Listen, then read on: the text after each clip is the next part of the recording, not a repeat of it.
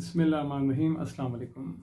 अच्छा, मैं आज आपको फ़ोटोशॉप में फ़र्दर टूल्स बताने जा रहा हूँ। लास्ट क्लास में हमने rectangular marquee tool, selection tool में आपको बताया था। आज फ़र्दर मैं इसी टूल को बताते हुए आपको आगे मार्की सिलेक्शन टूल और बताऊँगा।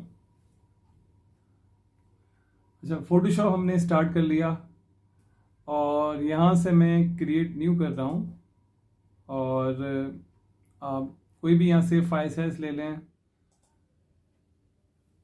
डिफ़ॉल्ट ले लें। अगर फ़ोटोशॉप साइज़ डिफ़ॉल्ट का मतलब कि पहले से इसकी सारी सेटिंग हुई भी हैं 7x5 विथ 300 पिक्सल्स।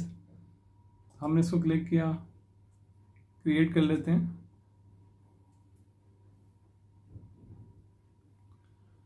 अच्छा, देखिए हमने जो लास्ट डिस्कस किया था एलिप्टिकल रेक्टेंगुलर मार्की टूल, हमने लास्ट डिस्कस किया था। रेक्टेंगुलर मार्की टूल मीन्स के मार्की मीन्स सिलेक्शन, ठीक है, selection tool makes a selection बता रहे in the shape of rectangle. अच्छा, ये भी मार्की टूल है और इसके बाद नेक्स्ट है वो भी मार्की है, लेकिन उस शेप का नाम है एलिप्टिकल। मतलब हम एलिप्टिकली ओवल शेप में या सर्कल में कोई भी सिलेक्शन कर सकते हैं। अच्छा, रेक्टेंगुलर मार्की टूल हमने यूज़ किया। मैं इस टूल को पिक्चर पे भी यूज़ करना आपको बता देता हूँ। हम यहाँ से ले लेते हैं, एक टूल है मूव टूल। कहीं पे भी अगर आपको कुछ भी मूव करना हो, देखें यहाँ पे पिक्चर भी बता रहा है इसमें कि मूव करनी है हमें कोई सेलेक्शंस, हमें लेयर मूव करनी है, हमें कोई भी ऑब्जेक्ट मूव करना है, तो आपने मूव टूल पे क्लिक करना है। हमने इस पर क्लिक किया और हमने जो है वो इसको अपनी इस विंडो को थोड़ा सा मूव करके इधर लेके आ जाते हैं, ताकि हमें कोई और दूसरी विंडो ओपन करनी हो तो हम साइड बाय साइड एक और ओपन कर लें। ओपन करने के देखें तरीका यह है कि आप फाइल मेन्यू में जाके ओपन पे क्लिक कर दें, Ctrl+O शॉर्टकट की है, या फिर आप इसके साथ ही यहाँ पे बाहर जो है वो डबल क्लिक कर दें तो भी फाइल ओपन का डायलॉग बॉक्स आ जाएगा।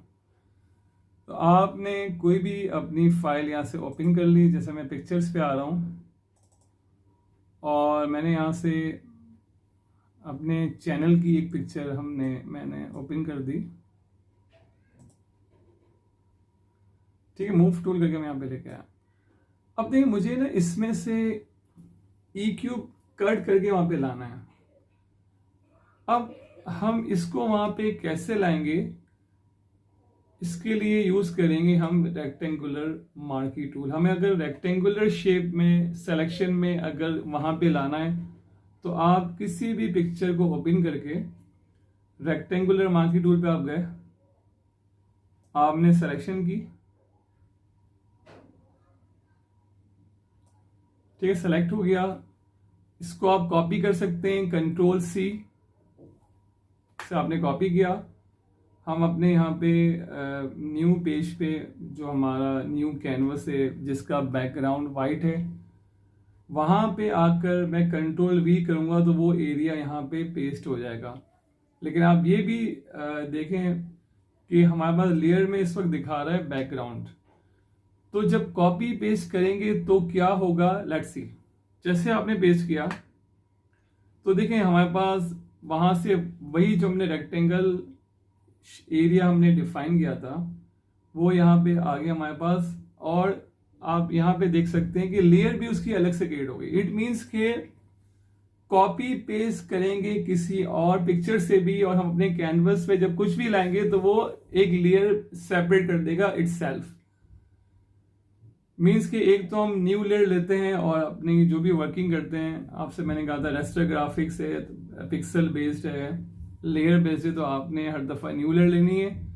लेकिन कुछ टूल ऐसे होते हैं जो वेक्टर टूल हैं, वो इटसेल्फ क्रिएट करेंगे और उनके अलावा वेक्टर के अलावा जब कॉपी पेस्ट करेंगे तो वो भी लेयर सेपरेट कर देगा। वो इसलिए कि अगर आपको वो नीड ना हो तो आप उस लेयर को डिलीट कर दें। आपने जो कट किया है वो हमें नहीं चाहिए, हमें कुछ और लेना है, तो आप इजीली उस लेयर को डिलीट कर दें या उसकी विजिबिलिटी बंद कर दें। देखें आई लेयर विजिबिलिटी हमें शो कर रहा है यहाँ पे, इंडिकेट्स लेयर विजिबिलिटी। आप इसको आई को ऑफ कर दें तो ये बंद हो गया। आपने दोबारा ऑन करके नहीं रखना है तो आ जाएगा। मूव टूल से आप इससे मूव कर सकते हैं, कहीं पे भी आपने रखना, आपने इसको मूव कर लिया। अब मैं इस लेयर को डिलीट कर रहा हूं, यस कर दिया, वो यहां से चला जाएगा। अगर हम उस पिक्चर पे आते हैं, रेक्टेंगुलर हमने सिलेक्शन की हुई है और कॉपी करके अपने पेज पे वाइट वाला जो हमारा कैनवास है वहां पे आके मैंने इसको पेस्ट कर दिया। एक और तरीका है, अगर हमने सिलेक्शन की, हम कॉपी पेस्ट ना करें, मूव टूल आपने ले लिया और आप यहां से इसको मूव करेंगे तो भी वो पेस्ट हो जाएगा, उसकी कॉपी आ जाएगी। लेकिन ऐसा नहीं कि वहां से वो खत्म हो गया, कट हो गया, वहां भी अवेलेबल है। जब आप लेके जाएंगे तो आपको लगेगा कि वहां से वो डिलीट हो रहा है, पीछे से उसके पिक्सल शो कर रहा है, लेकिन ऐसा नहीं है। जब आप लेके जाएंगे वहां पे, माउस का बटन हमने रिलीज किया तो वहां पे वो उसकी कॉपी भी रखेगा, वो वहां से उसको कट या डिलीट नहीं करेगा। तो आप मूव टूल से मूव कर सकते हैं। और देखिए हमारे पास मूव टूल के साथ साथ व्यू में आपने शो में यहाँ पे स्मार्ट गाइड्स को आपने ऑन रखना है। इसका फायदा ये है कि आप जब भी कोई चीज मूव करेंगे तो गाइडलाइन आपको खुद देगा। देखिए अब यहाँ पे बता रहा है, अब हमें अंदाजा नहीं हो रहा कि दोनों बैलेंस है कि नहीं है। स्मार्ट गाइड से क्या होगा, देखें जैसे लेकिन खुद से वो बता रहा आपको, लाइन से स्मार्ट लाइन है, स्मार्ट गाइड है कि बिल्कुल इसके साथ जो है वो लाइन में आ रहा है, सीक्वेंस आउट नहीं हो रही। बहुत इंपॉर्टेंट है, स्मार्ट गाइड आपने ऑन रखना है अपनी वर्किंग में, फोटोशॉप में, क्योंकि आपको बिल्कुल बता रहा है कि देखिए बिल्कुल स्ट्रेट आ रहा है।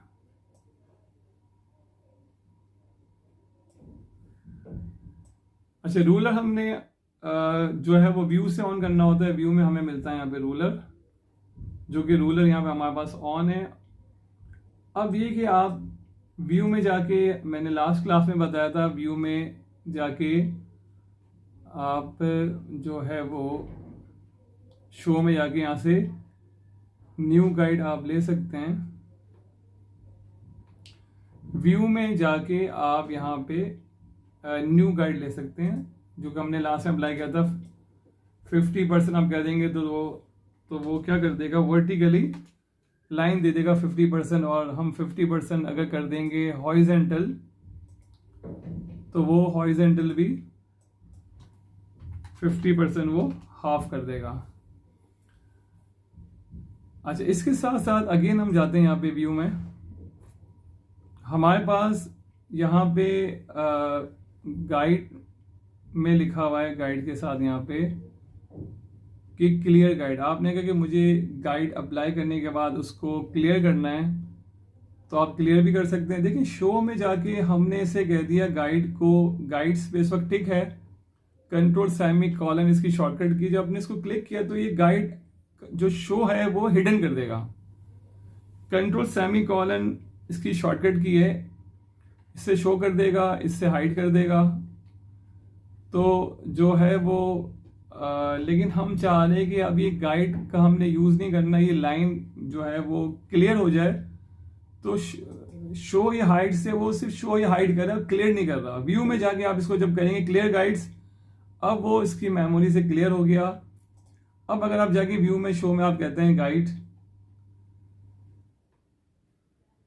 देखिए तो अभी आपको शो नहीं कर रहा, डिसेबल हो गया ऑप्शन, बिकॉज कि अब इस वक्त कोई भी गाइड अवेलेबल ही नहीं है कि वो आपको शो कर दें। अगर आप गाइड चाह रहे हैं कि आपको मैनुअली आपको कुछ बैनर बनाना है, पोस्टर बनाना है, तो आप से कहा जाता है कि आप लेफ्ट से 1/2 इंच या 1 इंच का स्पेस दे दिएगा। तो आपने मूव टूल का यूज, अगेन मैं आपको बता रहा हूँ और क्या करेंगे, बहुत इंपॉर्टेंट है। रूलर से आपने इसको ड्रैग करना है और आपने यहाँ पे रख दिया, लेट सपोज के हमने इसको कर दिया 1 इंच।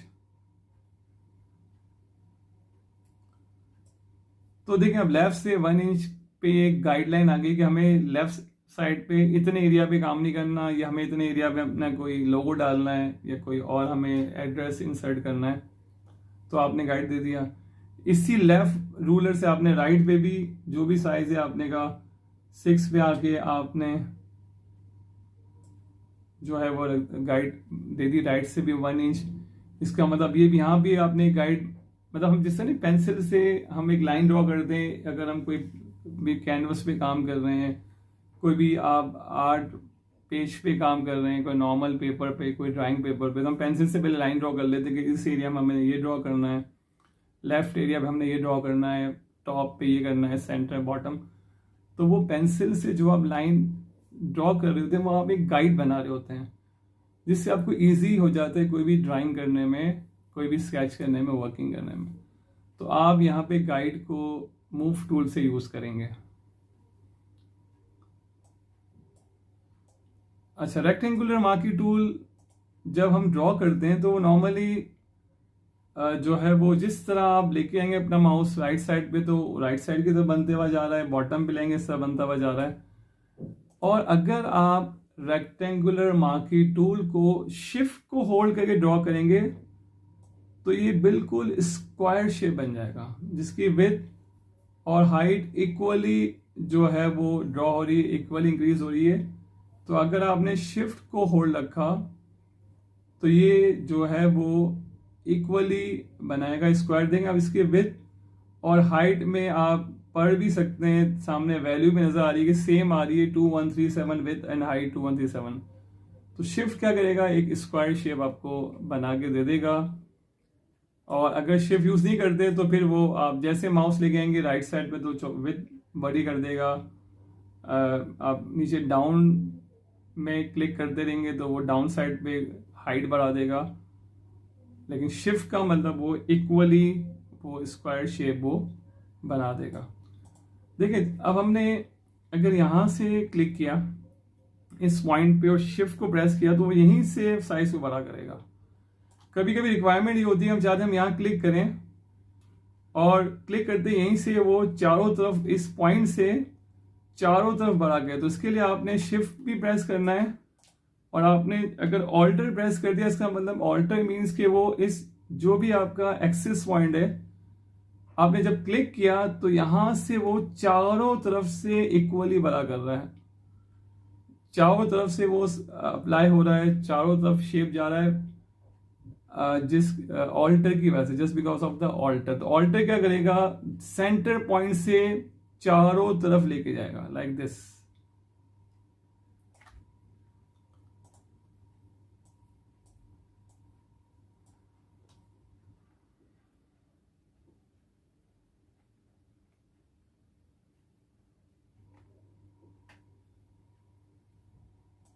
ठीक है, तो मूव टूल का भी आपको समझ आ गया कि हम कोई भी शेप को, कोई भी ऑब्जेक्ट को जहां भी मूव करना चाहें आप मूव कर सकते हैं।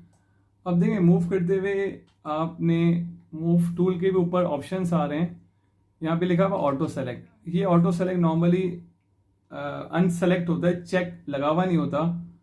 अब हमें ये वाला ऑब्जेक्ट जो है ई क्यूब, इसको मूव करना है, लेकिन जब मैं इस पर भी क्लिक कर रहा हूँ लेकिन मूव ऊपर वाला हो रहा है। देखें, अब मेरा एरो इस पे आ रहा है लेकिन मूव वो ऊपर वाला हो रहा है। क्या वजह है कि वो हो रहा है, बिकॉज कि हम चाहे भले इस पे क्लिक कर रहे हैं आप, लेकिन लेयर अभी इस वाले ऑब्जेक्ट की, इस वाले शेप की जो ई क्यूब वाला लिखा हुआ है, इसकी लेयर इस वक्त सेलेक्ट है।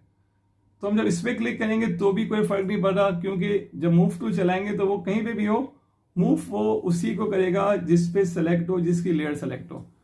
तो अब हमें क्या करना पड़ेगा, हमें इसको हम चाहे मूव करना है तो आपको इसकी लेयर को क्लिक करना पड़ेगा। इसकी लेयर को आपने सेलेक्ट कर लिया, अब ये मूव हो रहा है।